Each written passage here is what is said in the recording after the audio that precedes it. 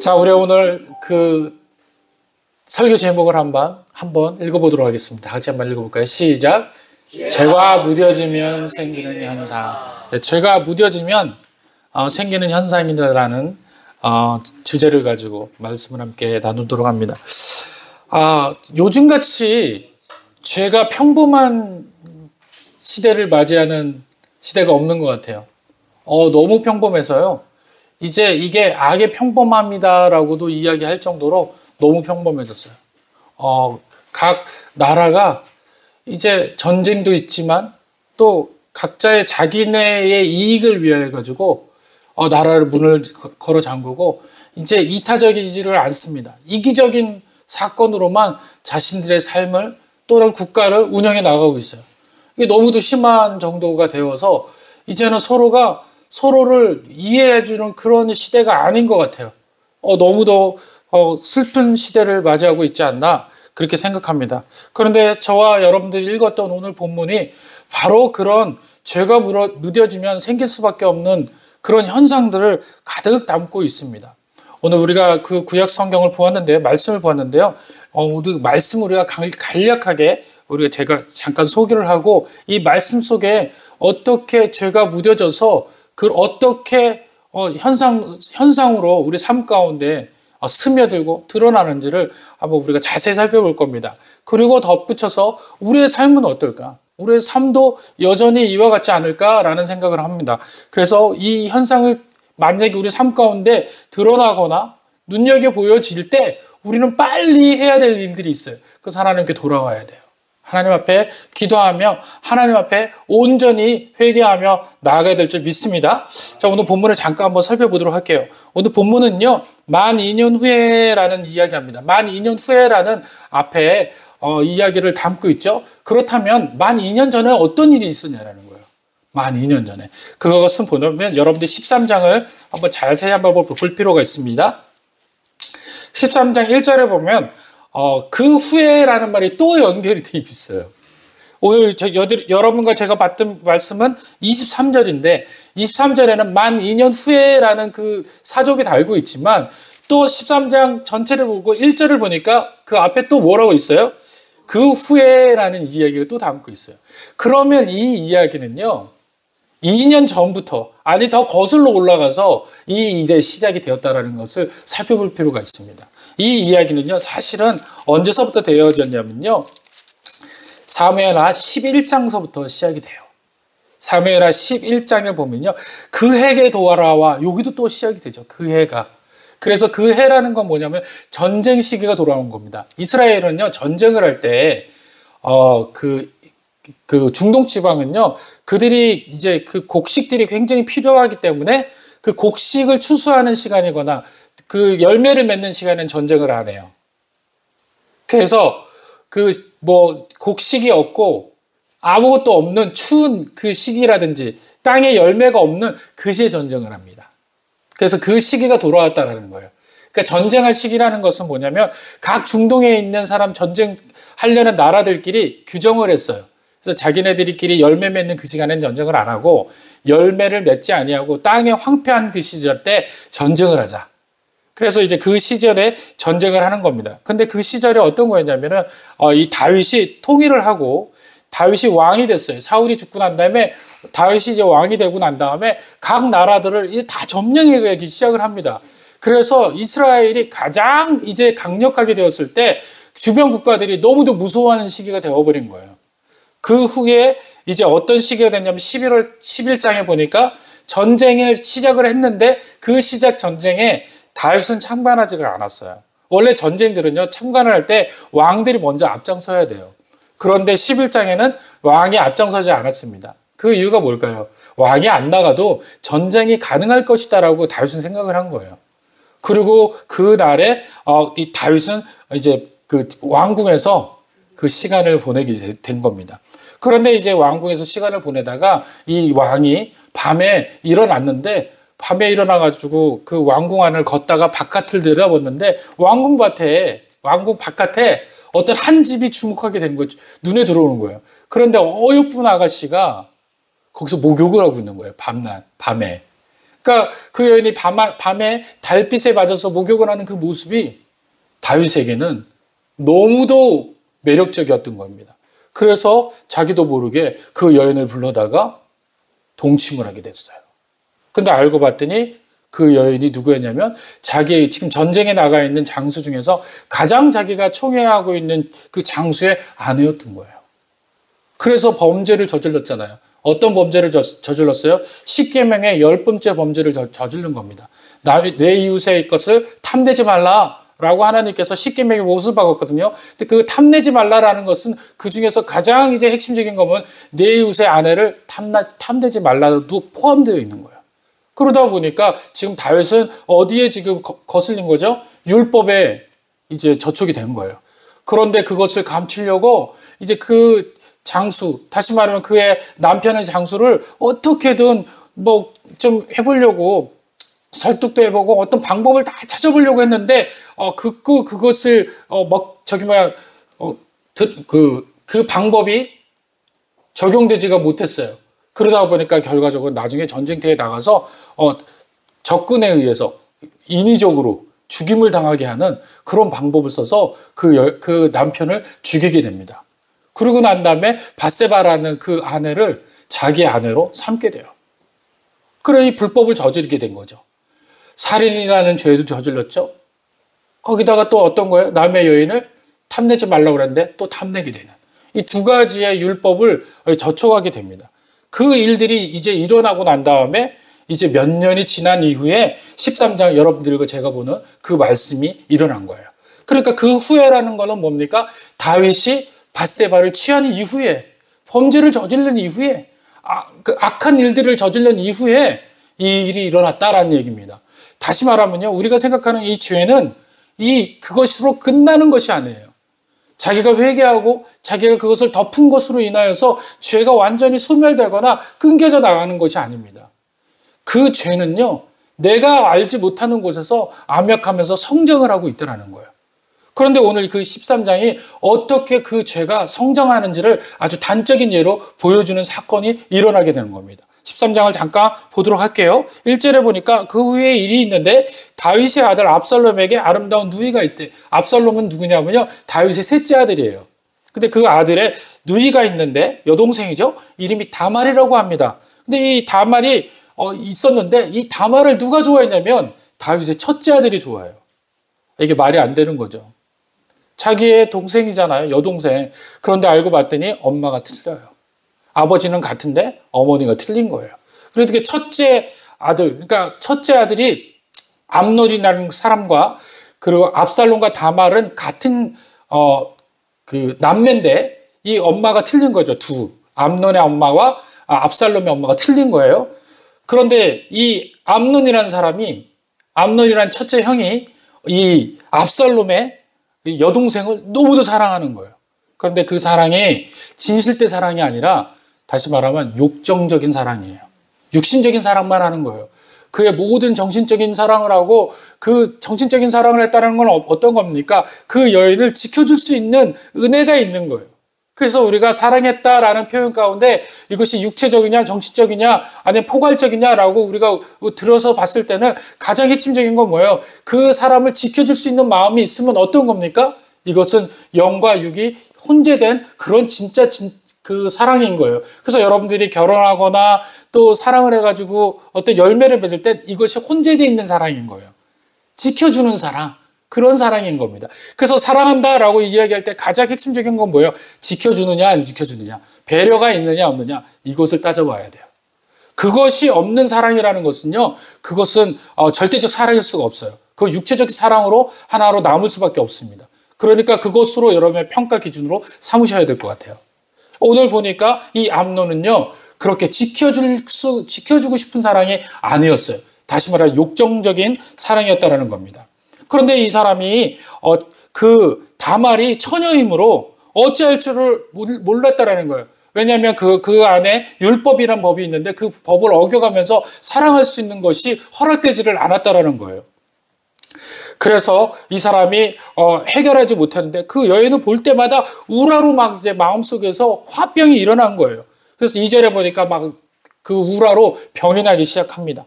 뭐 상사병 그런 경우가 난 것 같아요. 3절에 보니까 이 암논에게 요나답이라고 하는 친구가 있는데 사실은 친구가 아니라 사촌이에요. 누구냐면 다윗의 형 시므이라는 아들이 요나답이에요. 그러니까 이 요나답이라는 사촌이 놀러 왔는데 이 사람은 뭐라고 얘기합니까? 3절에 간교한 자라. 아주 간교한 사람이에요. 그러니까 나중에 말씀 중에서 얘가 이 사람이 왜 간교했는지를 말씀을 드릴 텐데 이 사람이 아무튼 간교한 사람입니다. 근데 그 간교한 사람이 암논에게 이렇게 이야기하는 거예요. 왕자여, 당신은 어찌하여 나날이 이렇게 파리하여 말라갑니까? 내게 당신의 문제를 이야기해 주세요. 그러면 내가 당신의 그 문제들을 해결해 주겠습니다. 라고 이야기합니다. 그랬더니 암논이 압살롬의 누이를 다말을 사랑한다라고 이야기합니다. 그랬더니 요나답이 그에게 이르되 침상에 누워 병든 채 하십시오. 병든 채 하다라고 이야기해요. 이것은 뭐합니까? 거짓말해서 남을 속이다라는 뜻을 가지고 있어요. 그러니까 실제적으로 진짜 아픈 거예요? 아닌 거예요? 아닌 거예요. 거짓말하는 거예요. 악은 이렇게 거짓말로 다가와요. 그런데 그것이 어떤 형식으로 거짓말로 다가와요? 친절하게 진짜인 것처럼. 우리는 거짓말이라는 것이 다 나쁘다라고 이야기할 때가 없어요. 나에게 정말 어쩔 수 없이 거짓말할 때가 있어요. 예를 들자면 아빠에게 이야기했는데 나는 순수하게 어떤 상황에 의해서 진짜로 그 일이 벌어졌는데 어쩔 수 없이 아빠에게 거짓말을 할 때가 있어요. 그런데 처음에는 쉽게 거짓말이 시작이 돼요. 그래서 아빠가 속는단 말이죠. 그건 속는 게 아니라 속아주는 거죠. 그런데 그 상황을 이해해서 속아주는 거예요. 그런데 한 번 속인 것을 가지고 또 그 자녀들은 이것이 해결됐구나. 또 이렇게 거짓말해도 안전하네? 라고 착각을 합니다. 그러니 거짓말이 더 깊어지는 거예요. 또 다른 거짓말을 가지고 가요. 그런데 그 다음서부터 이 거짓말이 점점 커지기 시작합니다. 그럴 때 나중에 이 거짓말은 끊을 수가 없어요. 그 거짓말이 내 삶 가운데 완전히 또아리를 틀어서 이제 나는 악의 평범함으로 살게 되는 거예요. 너무도 죄가 평범해지는 겁니다. 아무도 나에게 징계하지도 않고 탓하지도 않으니까 그게 죄로 여기지가 않는 거예요. 그러다 보면 나는 거짓말쟁이가 되는 거예요. 그 거짓말쟁이가 많이 성장해서 뭐가 리플리 증후군이 되는 거예요. 자기도 모르게 거짓말처럼 살아가는 거예요. 거짓말이 주인공이 되어서. 그걸 리플리 증후군이라고 얘기해요. 실제적인 사건이 아닌데 자기가 주인공이 되어서 그 실제적인 사건처럼 살아가는 행동. 그게 리플리 증후군입니다. 그게 이 작은 거짓말에서부터 시작되는 거예요. 그런데 어떻게 이 거짓말을 지금 요나답이 이야기합니까? 병든 채 하라 라고 이야기하는 거예요. 병든 채 하라. 그래서 아버지께서 다윗 왕께서 너를 병들어서 보러 오거든 너는 그에게 말하라. 그리고 뭐라고 이야기하냐면 다말이 와서 내게 떡을 먹이되 내가 보는 데에서 떡을 차려 그의 손으로 먹게 하여 주옵소서 하라. 그래서 그리고 6절에 보니까 볼 때에 암논이 진짜 요나답의 이야기처럼 다윗에게 이야기했더니만 다윗이 진짜 찾아와가지고 아버지가 그렇게 해주는 거예요. 그리고 뭐라고 이야기하냐면요, 이 다말이 찾아오니까 그 다말에게 그냥 오지 말고 자기가 가지고 있는 만들고 있는 그 떡을 직접 침상에 들어와서 먹이라는 거예요. 그리고 그 궁궐 안에 있는 모든 사람들을 다 나가라고 그러는 거예요. 다 내보내고 은밀한 시간을 갖기 시작을 합니다. 그런데 그 은밀한 시간을 가질 때 11절에 보니까 뭐라고 이제 자기 속에 대한 이야기를 합니까? 누이여 와서 나와 동침하자. 이렇게 이야기를 한 겁니다. 그랬더니 이제 그 다말이 이렇게 이야기합니다. 내 오라버니여 나를 욕되게 하지 말라. 이런 일은 이스라엘에서 마땅히 행하지 못할 것이니 이 어리석은 일을 행하지 말라. 이거 잘못된 거다라고 이야기합니다. 그랬더니 13절에 그리고 이야기를 하는 거예요. 다말이 내가 이 수치를 지니고 어디로 가겠습니까? 너도 이스라엘에서 어리석은 자 중에 하나가 될 것입니다. 이제 청하건대 왕께 말하라. 그가 내게 주기를 거절하지 아니라. 정말 당신이 나를 원한다면 나랑 결혼하기를 원한다면 왕께 이야기하셔라. 그러면 왕이 당신의 이야기를 사정을 듣고서 그것이 허락되면 결혼을 승낙하실 거다. 그러니까 어떤 절차와 방법을 거쳐야 된다라는 거예요. 그랬더니 14절에 뭐라고 그래요? 암논이 그 말을 듣지 아니하고 다말보다 힘이 셈으로 억지로 그와 동참하니라. 어떻게 시작했어요? 거짓말로 시작해가지고 나중에는 진짜 동침까지 가는 그 사랑하지도 않는 그 여인을, 아끼지도 않는 그 여인을 상처 입히는 그런 방법까지도 쓰게 되더라는 거예요. 15절에 보니까 그걸로 그치지 않아요. 더 나빠지죠. 그리하고 암논이 그를 심히 미워하더라. 동침을 하고 난 다음에 바로 그를 미워하기 시작을 합니다. 그럴 때 그 미워하는 것이 어떻게 돼요? 전에 사랑하던 사랑보다 더한지라. 암논이 그에게 이르되 나가라. 일어나서 가라라고 이야기합니다. 욕정이 사랑이 아니다라는 것이 밝혀지는 거예요. 욕정만이었던 거예요. 그러니까 그 여인을 취하고 난 다음에 이 여인을 버리기 시작합니다.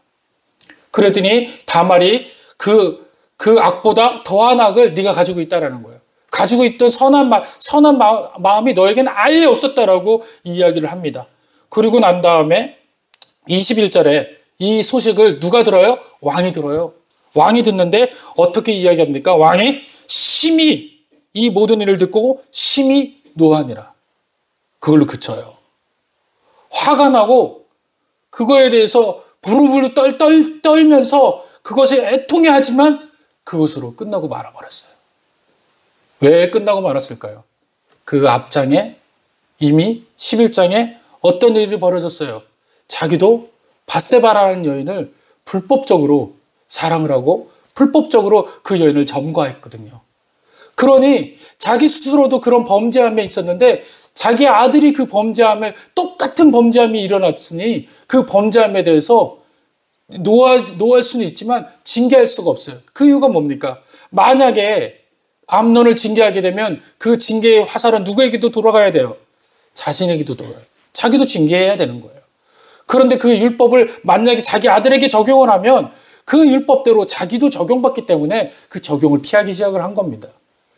이처럼 죄라는 것은요, 그 죄가 해석이 안 되면 결과적으로는 자기가 그것에 컨트롤할 수가 없게 돼요.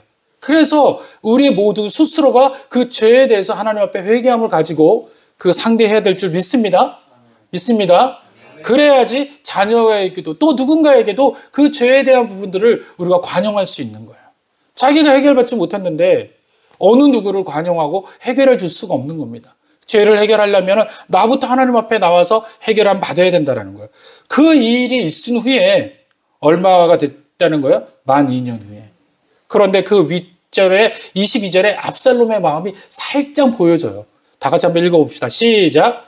압살롬은 암논이 그의 다말을 뜨게 하였으므로 그를 미워하여 암논에 대하여 잘잘못을 압살롬이 말하지. 미워하기는 미워하는데 잘잘못을 이야기하잖아요.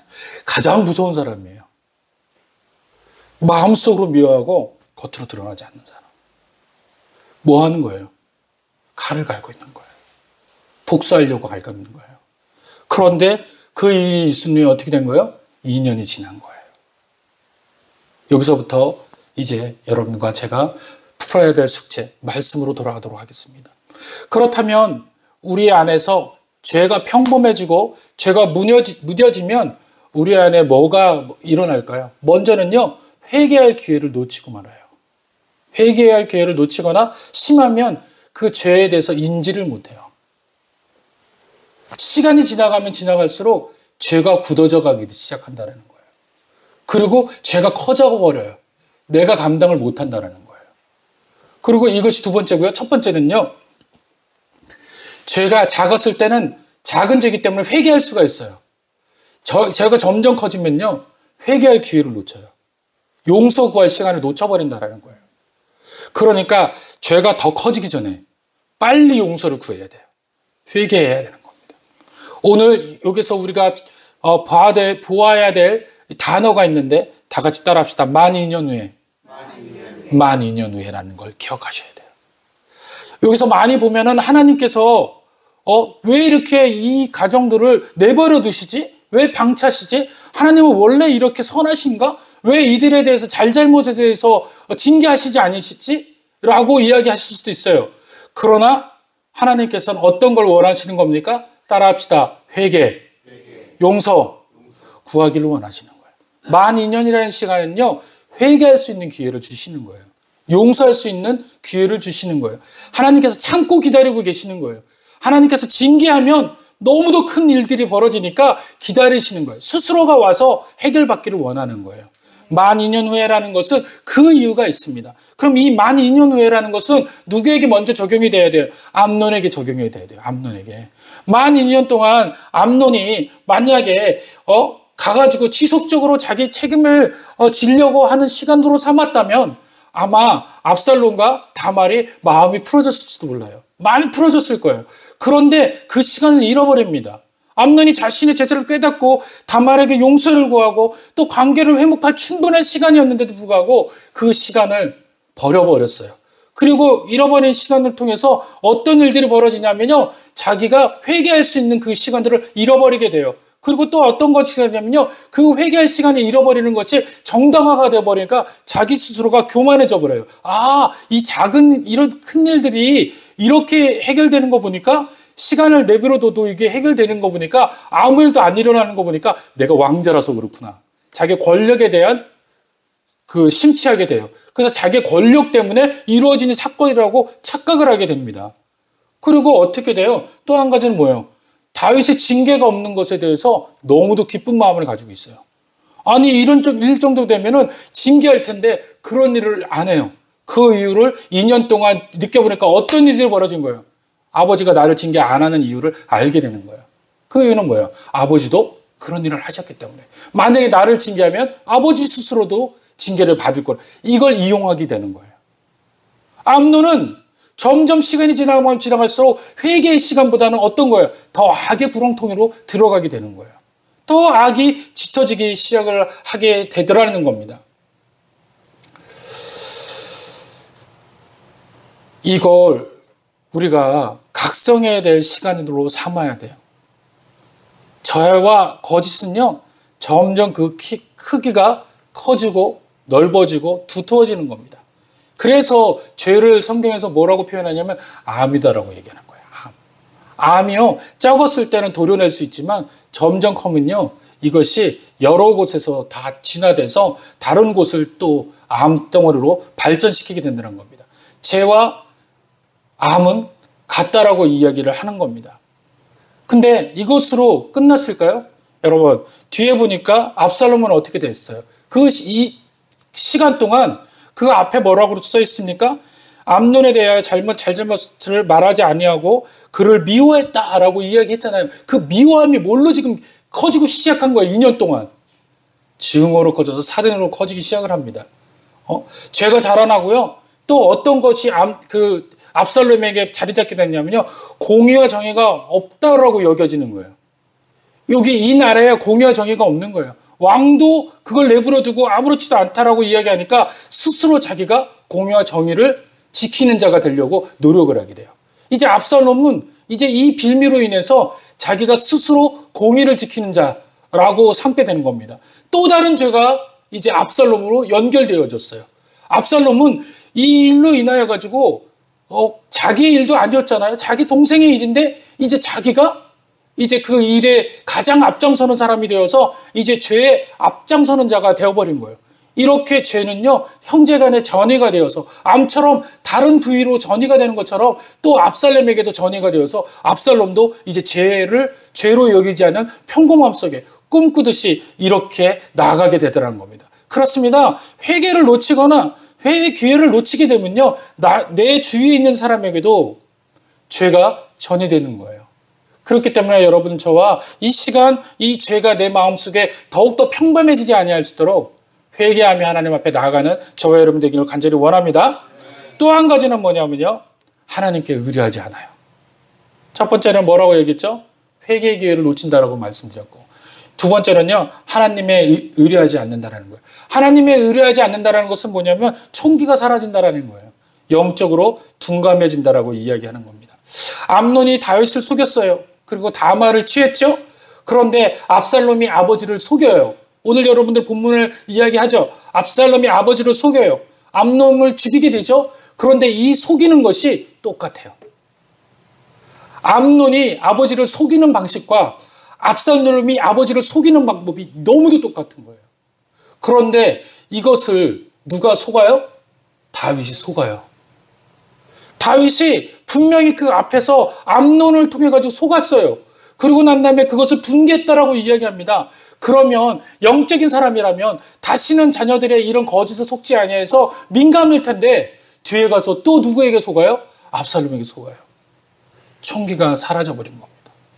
여러분들 사무엘하 2장 1절 한번 볼게요. 사무엘하 2장 1절 빨리 한번 찾아볼까요? 제가 페이지 수가 여러분들에게 좀 틀려서 이야기할 수가 없습니다. 사무엘하 2장 1절 다 같이 시작. 자, 어떻게 했죠? 다윗이 여호와께 여쭈어 이르되. 5장도 한번 볼게요. 사무엘하 5장 19절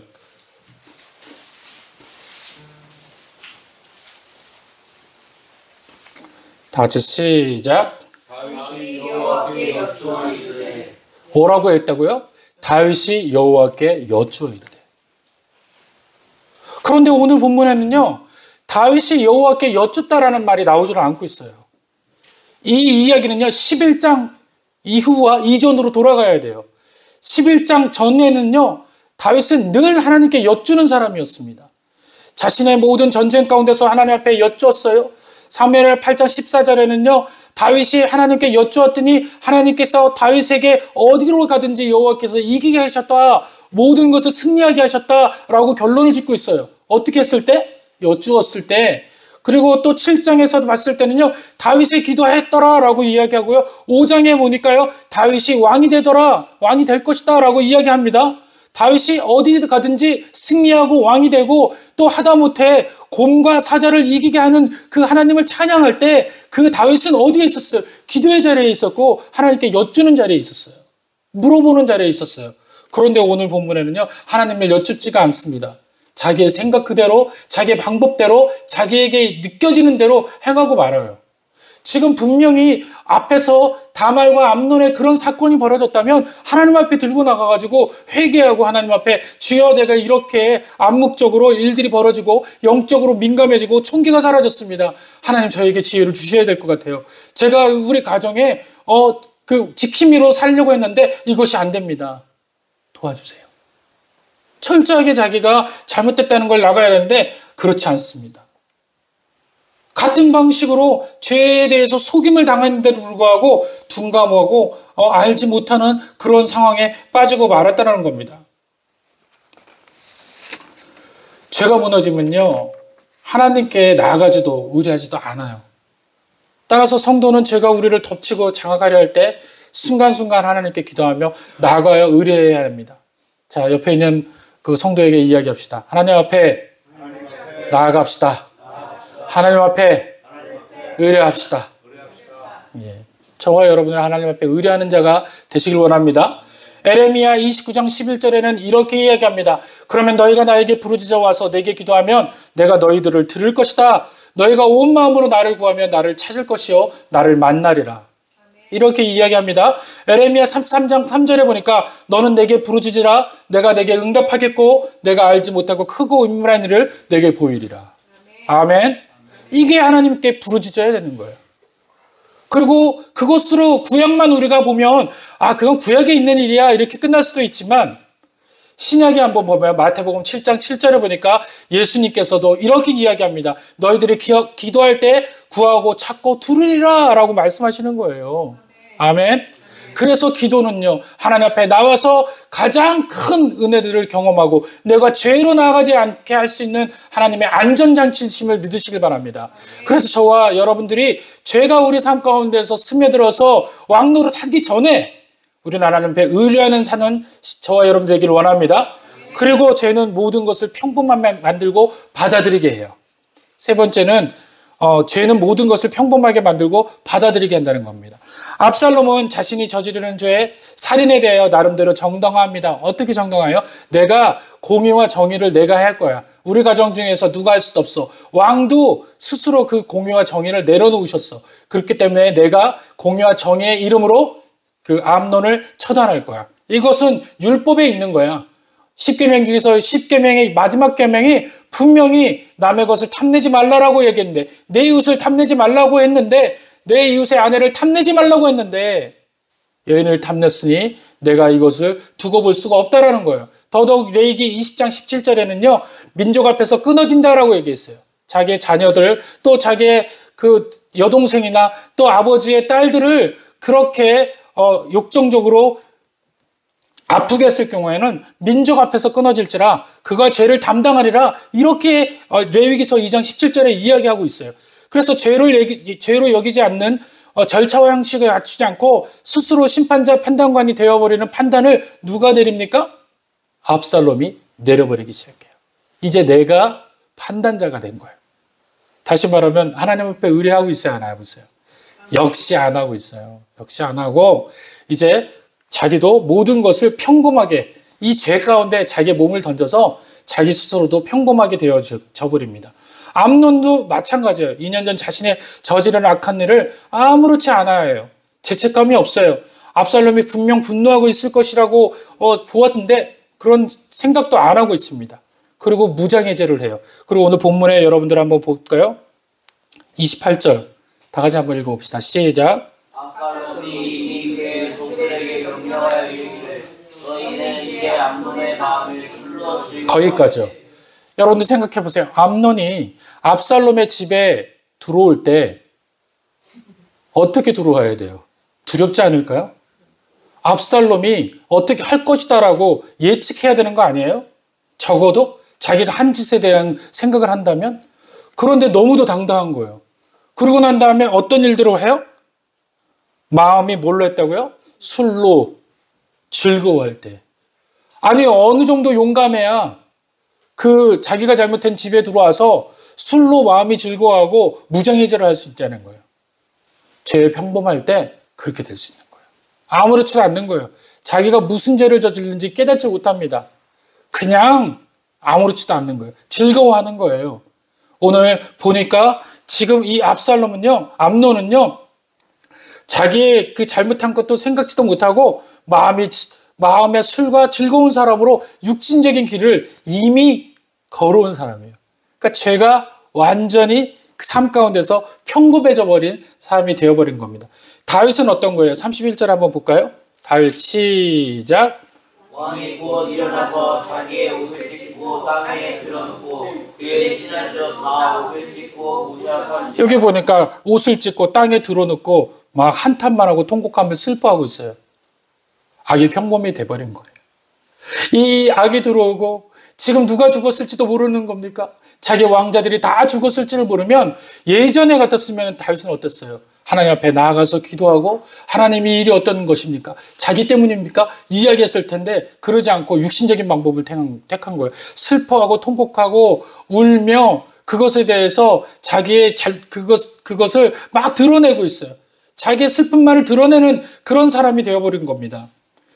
사무엘하 12장 16절에 보니까 밧세바를 통하여 얻은 자녀가 여호와께서 치실 때 심히 알아누웠고 분명 그는 밤새 기도했고 주 앞에 나아갔습니다. 그런데 지금은 통곡도 안 하고 슬퍼하지도 아니하며 하나님 앞에 나아가지도 아니합니다. 의뢰하지도 않아요. 그저 죄가 그와 그의 자녀를 죄의 평범함으로 만들고 말았습니다. 죄가 쉬워졌고 악에 노출되어 버렸습니다. 저는 이것을 통해서 악의 평범함이라는 것을 여러분들에게 이야기하고 싶습니다. 미국의 정치 철학자 안나 아렌트라는 사람이 있습니다. 이 사람은 유대인의 철학자인데요. 악의 근원을 평범함에서부터 시작된다라고 생각했던 사람입니다. 1960년대에 이스라엘 모사드가 세계 제2차 세계대전 때 이스라엘 백성 600만 명을 죽인 그 사람을 체포했어요. 어디에서 체포했냐면 아르헨티나라는 나라에서 체포한 겁니다.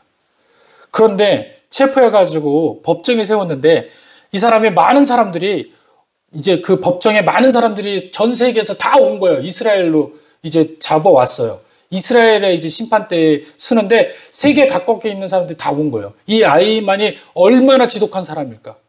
그 사람이 얼마나 악한 사람일까? 아마 그 얼굴은 정말 도깨비처럼 생겼고 악의 화신처럼 생기지 않았을까? 그러면서 다 모인 거예요. 그 사람을 지켜보기 위해서. 그래서 그 사람을 딱 봤더니 어떤 사람이었을까요? 너무도 평범한 사람이었어요. 우리 옆집 할아버지 같은 사람인 거예요. 너무도 착한 사람인 거예요. 한 벌레 한 마리도 죽일 수 없는 너무도 착한 사람인 모습에 많은 사람들이 놀래버린 거예요. 뭐가 그렇게 된 거예요? 악이 그 사람을 잡아먹어버린 거예요. 그 사람은 모든 일을 할 때 악이다라고 생각하지 않고 그냥 자신의 일로 생각을 한 겁니다. 자기에게 맡겨진 일, 자기에게 준비된 일들을 그냥 묵묵히 한 사람이다라고 이야기합니다. 유대인 문제를 해결하기 위해서 히틀러는 직속에 유대인 문제 기구를 설치를 했어요. 그런데 거기 총책임자가 힘내라는 사람인데 이 사람은 가장 효율적으로 해결하는 부하가 누구일까라고 생각을 했는데 아이만을 선택을 합니다. 그런데 이 아이만을 선택을 해서 이 사람에게 600만 명을 어떻게 처리할 거라고 만들으라고 이야기를 했어요. 근데 이 사람은 600만 명을 어떻게 처리할지를 만든 것 뿐이에요. 자기 짭이라고 생각을 하고 그것이 악하다라고 생각해 본 적이 없습니다. 자기는 업무를 했다라고 생각을 한 거예요. 그래서 법정에 나와서도 이 사람은 자기의 업무를 한 거지 자기는 이스라엘 백성을 죽이려고 목적을 삼은 사람이 아니라는 거예요. 많은 사람들이 너무도 놀랐습니다. 그래서 정신과 의사들이 이 사람을 검진했어요.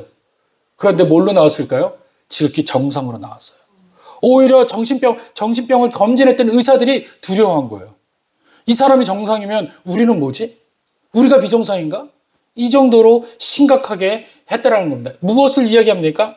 바로 악이 평범해지면 이렇게 된다라는 겁니다. 무시무시한 일들에도 아무렇지도 않게 되어진다라는 거예요. 그리고 악의 평범함이 되면요, 또 한 가지 마지막은요, 이기적으로 변하고 말아요. 배려와 공감이 없어집니다. 이타적이지 않아요. 남을 위해 사용하지를 않습니다. 오직 자기를 위해서 일할 뿐입니다. 여기에 등장하는 인물이 또 하나가 있는데 그 사람은 누구냐면 요나답이에요.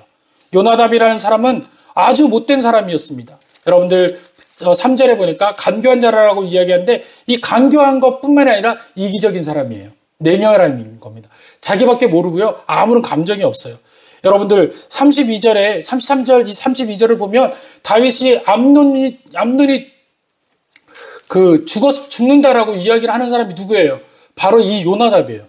다른 요나답이 압살롬이 모든 왕자를 죽이는 게 아니라 누구만 죽일 거라고 이야기를 합니까? 암논만 죽일 거라고 이야기를 하고 있어요.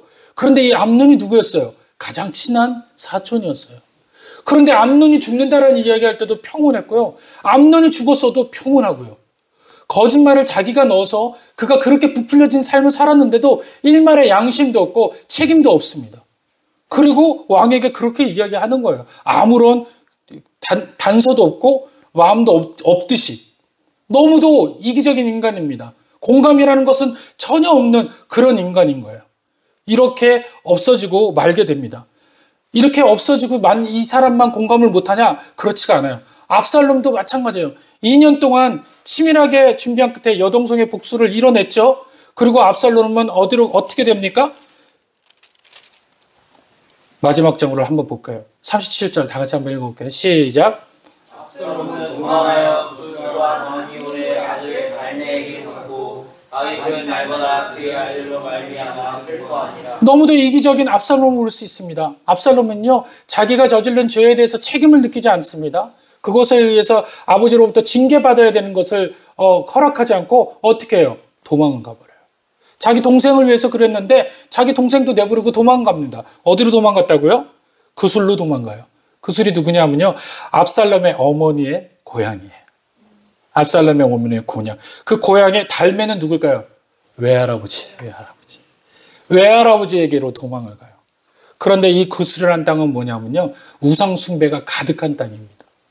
그러니까 지금 이 압살롬은 자기의 범죄를 통해서 어디로 간 거예요? 또 범죄가 있는 소굴, 우상 숭배가 있는 땅으로 갑니다. 그 땅 가운데서 몇 년을 있었어요? 3년을 통해 가지고 그 외할아버지로부터 철저하게 우상 숭배를 배우게 돼요. 하나님을 잃어버리는 시간을 갖게 된 겁니다. 하나님 앞에 묻지 않는 시간을 어디로 허송 생활하는 겁니까? 살인과 악한 범죄로, 그리고 또 우상 숭배로 자기의 인생을 완전히 잃어버린 그런 삶을 살게 되더라는 겁니다. 다윗은 39절에 어떻게 됩니까? 3년의 시간을 보냈다고 얘기해요. 그리고 하나님 앞에 나아가지 않고 어떻게 합니까? 압살롬을 그리워하며 그의 형을 죽이고 형제들에게 쓴뿌리를 씌웠음에도 징계하지 않고 덮어두고 방치하고 오직 자기 마음대로 그리워만 하고 맙니다. 그리고 그 이기적인 방법으로 자기 삶을 살아나가요. 자기 감정에만 충만하게 주목하는 인생으로 살게 되는 겁니다. 본문에는 어느 누구도 하나님을 찾을 수가 없습니다. 어느 누구 하나님을 찾지 않았다고 이야기를 하고 있습니다.